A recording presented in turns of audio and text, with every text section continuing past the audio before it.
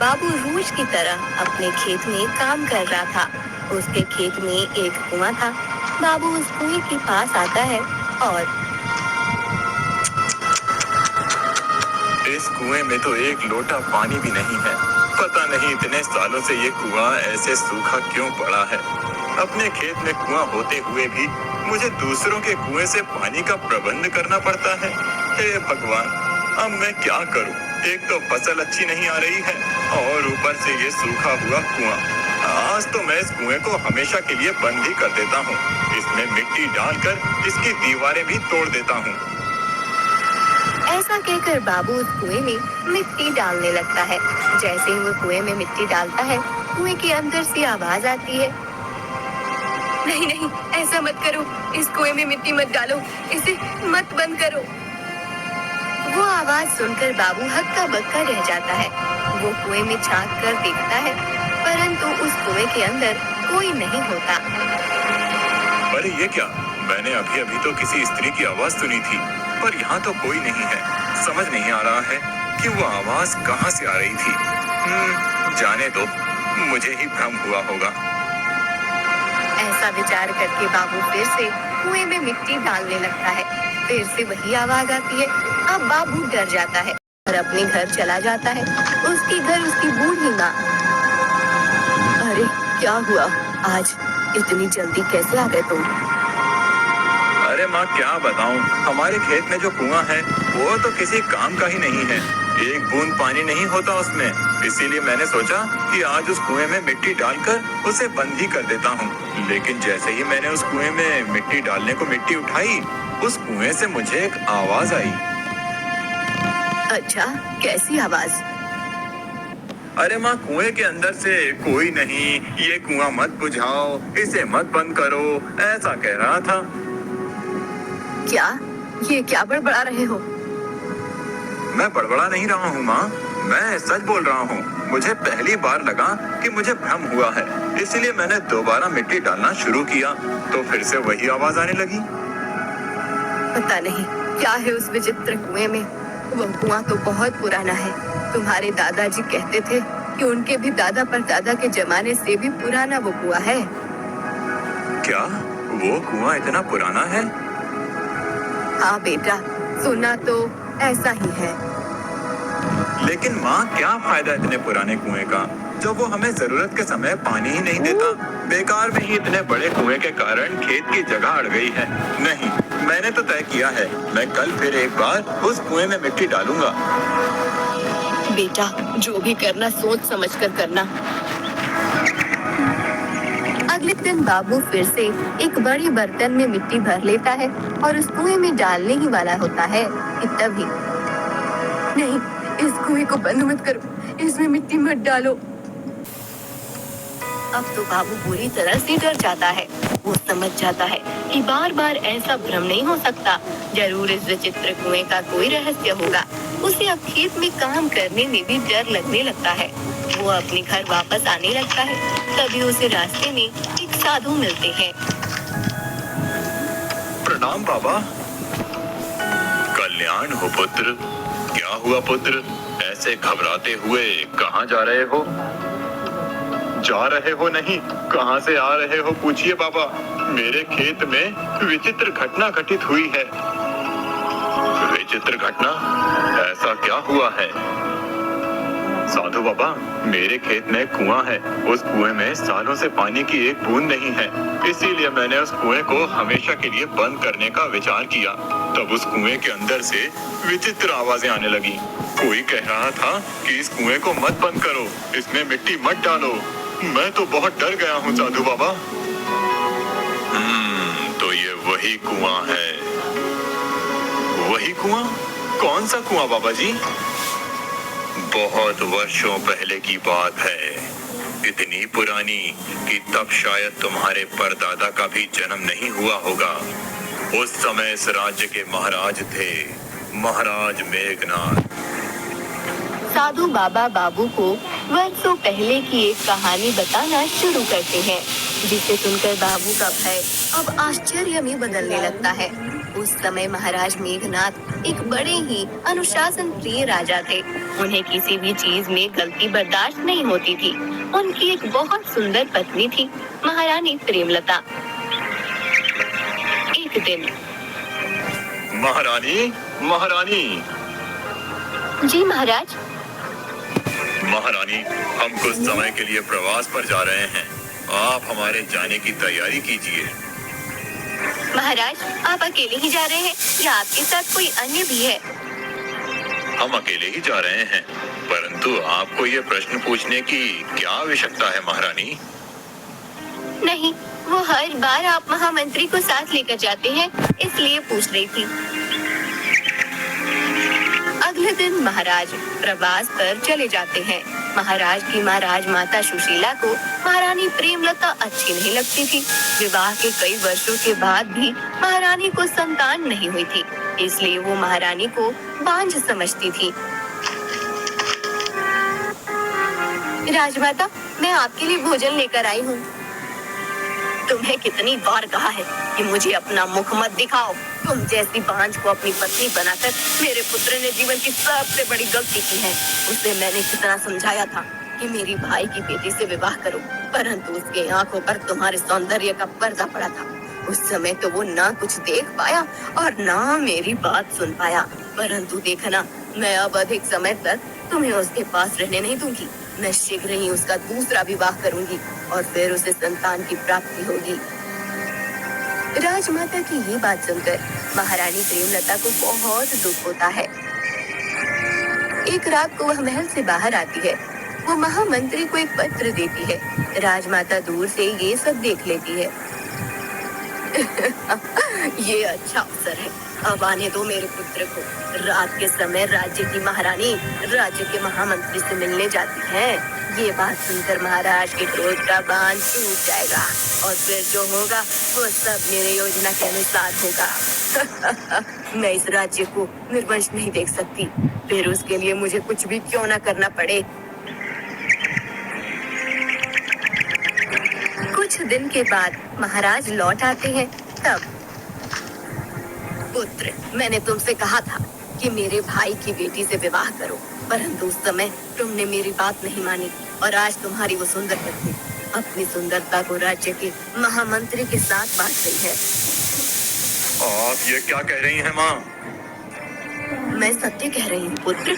जब तुम यहाँ नहीं थे तब तुम्हारी महारानी राजमहल से बाहर छुप कर जाती थी और महामंत्री से मिलती थी। मैंने स्वयं उन्हें देखा है। उस दिन तो वो महामंत्री को कोई पत्र भी दे रही थी। अवश्य वो तुम्हें धोखा दे रही है। नहीं, यह संभव है। महारानी ऐसा नहीं कर सकती। तो तुम्हें क्या लगता है कि मैं असत्य बोल रही हूँ? यदि ऐसा है तो बुलाओ अपनी पत्नी को। देखो वो राजमहल में है या महामंत्री के साथ। राजमाता की बात सुनकर महाराज मेघनाथ क्रोधित हो जाते हैं और महारानी को बुलाते हैं। महारानी महल में नहीं होती। एक दासी आकर बताती है कि महारानी महामंत्री के साथ मंदिर में गई है। ये सुनकर महाराज का शक अब यकीन में बदल जाता है। कुछ देर के बाद महारानी प्रेमलता महल लौटती है। आ गई आप महारानी। आप कब आए महाराज? तभी जब आप महामंत्री के साथ प्रेमालाप कर रही थी। ये आप क्या कह रहे हैं महाराज? मैं और महामंत्री के साथ? हाँ हाँ, आप और महामंत्री के साथ। हमें पता चल गया है, जब मैं यहाँ नहीं था तब आप छुप छुप कर महामंत्री से मिलती थी। ये सब सत्य है या नहीं? और इस पत्र के विषय में भी तुम पूछो पुत्र। हाँ, और वो पत्र, वो किसने लिखा था? क्या लिखा था आपने उसमें? या उसमें भी महामंत्री के लिए कोई प्यार भरा संदेश था? नहीं नहीं नहीं महाराज, आप गलत समझ रहे हैं। आप मेरे चरित्र पर लांछन लगा रहे हैं। मेरे और महामंत्री के बीच ऐसा कोई गलत संबंध नहीं है। अच्छा, तो फिर आप उस रात महामंत्री को वो पत्र क्यों दे रही थी? और आज आप उनके साथ मंदिर भी गई थी। क्या अर्थ है इन सब का? इसका तो एक ही अर्थ हो सकता है महारानी, कि आप महामंत्री के साथ अनुचित संबंध बना रही हैं। मैं जानती हूँ राजमाता कि मैं आपको पसंद नहीं हूँ, मैं आज तक आपको पोते का सुख नहीं दे पाई हूँ। आप सदा ही आपकी भांजी को अपनी बहू बनाना चाहती थी, परंतु इसका अर्थ ये नहीं है कि आप बिना कुछ जाने मुझ पर ऐसा लांछन लगाए। मैं फिर से कह रही हूँ कि मेरे और महामंत्री के बीच ऐसा कुछ भी नहीं है। तो वो पत्र किसके लिए था? वो आपने महामंत्री को दिया, ये तो सत्य है ना? महाराज, वो पत्र मैंने महामंत्री को दिया, ये सत्य है, परंतु उसमें कोई भी प्रेम संदेश नहीं था। वो पत्र मैंने महामंत्री को मेरे पिताश्री को देने के लिए दिया था। हमें तुम पर विश्वास नहीं है महारानी। तुम एक व्यभिचारी हो। अपने ही राज्य के मंत्री के साथ तुम्हें घूमते हुए देखा गया है। पुत्र, ये एक बहुत बड़ा अपराध है। तुम्हें महारानी और महामंत्री को दंड देना चाहिए। यदि तुमने इन दोनों को ऐसे ही छोड़ दिया तो प्रजा में गलत संदेश पहुंचेगा। सबको ऐसा लगेगा कि अपराध करने के बाद भी उन्हें कोई दंड प्राप्त नहीं होता। सभी ऐसे ही व्यभिचार करने लगेंगे। राज्य में किसी को भय नहीं रहेगा और राज्य की व्यवस्था भी बिगड़ जाएगी। आप सत्य कह रही हैं माँ। मैं इन दोनों को दंड अवश्य दूंगा। आप ये बहुत गलत कर रहे हैं महाराज। मैंने कुछ भी अनुचित नहीं किया है। वो पत्र मैंने मेरे पिताश्री को दिया था, क्योंकि एक दासी से मुझे पता चला था कि राजमाता मुझे आपसे दूर करने की हर संभव कोशिश कर रही है। यही सब मेरे माता पिता को बताने के लिए मैंने वो पत्र भेजा था। महाराज मेघनाद को महारानी प्रेमलता की बात पर विश्वास नहीं होता है और क्रोध में आकर वो प्रेमलता को एक जगह पर जिंदा दफना देते हैं, फिर उस जगह पर कुआं बना देते हैं। तो ऐसा सब हुआ था। अच्छा, इसका अर्थ है कि वो महारानी की आत्मा थी। हाँ, फिर वो मंत्री, उसका क्या हुआ? उस मंत्री पर भी महाराज ने विष प्रयोग किया और उसे भी मार डाला। फिर राजमाता ने अपनी पसंद की लड़की से महाराज का विवाह करवा दिया। उन्हें संतान हुई और उनका वंश आगे बढ़ा। ये सब तो समझ आ गया मुझे बाबा, परंतु अब महारानी की वो आत्मा मुझे परेशान क्यों कर रही है? मुझे वो कुआं बंद क्यों नहीं करने दे रही है?